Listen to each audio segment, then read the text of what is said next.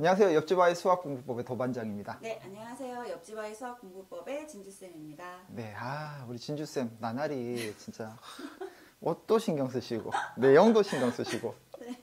자, 오늘은 우리가 이제 한 4회 정도 방송이 나갔다 보니까 시청자분들 질문이 좀 그동안 있었잖아요. 네. 시청자분 질문들도 우리가 좀 이렇게 해소를 해드리면 네. 도움이 될 것 같아서. 네.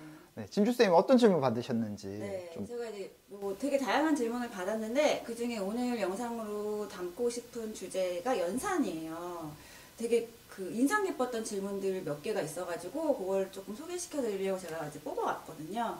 이거 이제 질문을 먼저 좀 보고 읽어드릴게요. 질문을 외우지 못했어요. 읽어드릴게요. 자, 안녕하세요. 아이가 현재 4학년인데 연산은 연산학습지로 시작을 해서 진도를 나가서 6학년 수준까지 마친 상태예요.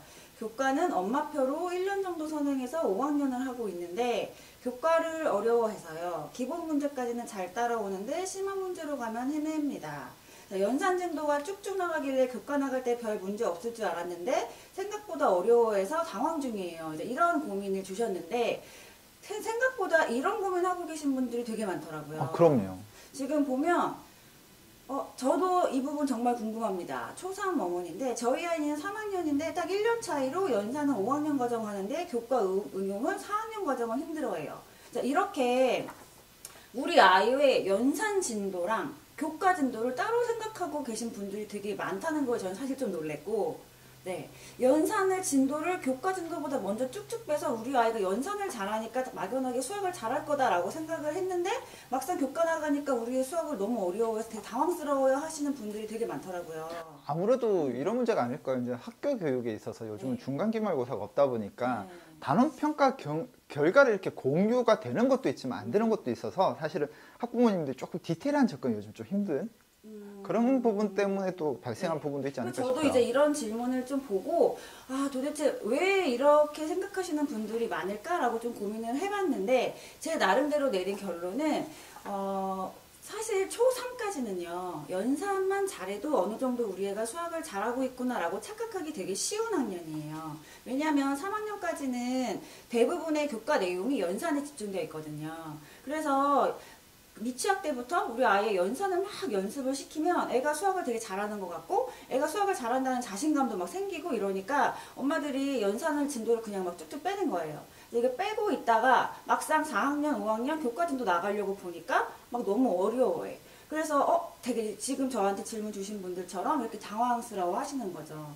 그래서 제가 이 부분에 대해서 좀 답을 드리기 위해서 제가 생각하고 있는 답이 맞는지에 대해서 또 논문을 찾아봤잖아요. 재밌는 논문을 하나 봤는데 이게 논문의 출처는 명지대학교 교수님들이 쓰신 논문인데 엄마가 여기 내용을 좀 보면 취학 전에 엄마표 수학을 하면서 부모님이 수화 연산에 되게 집중해서 아이들을 가르치는 경향이 있고 이래서 엄마가 수화 연산 부분에 집중을 하는 이런 현상들이 아이들의 수학 능력에 불균형을 초래하고 있다라는 논문을 제가 좀 보고 왔는데 네, 제가 일단 여기서 바로잡고 싶은 점은 우리 아이들의 연산 진도와 교과 진도가 별개라고 생각하시는 거는 조금 잘못됐다.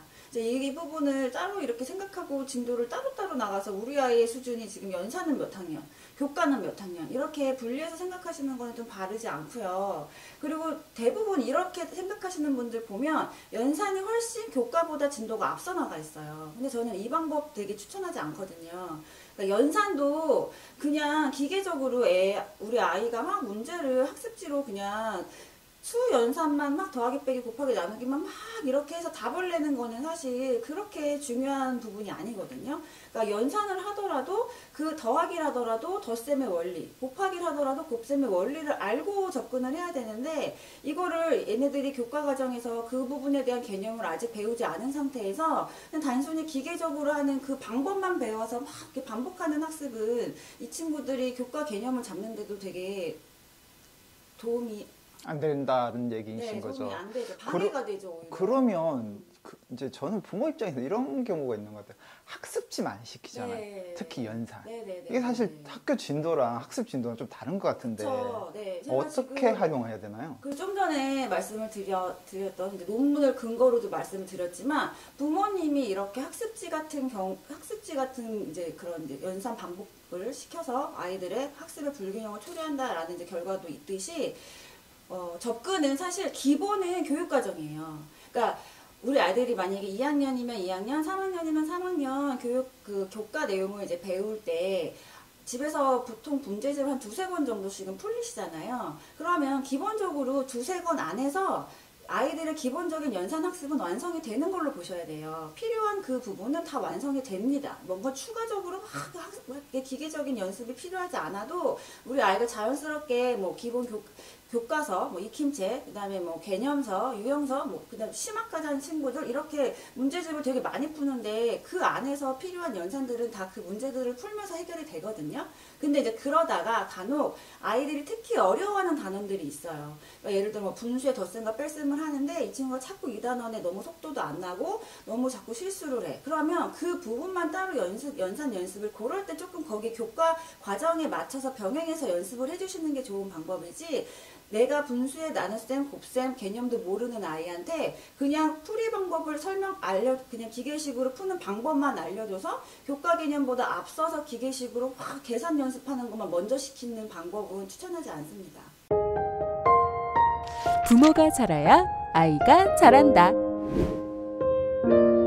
초등맘 TV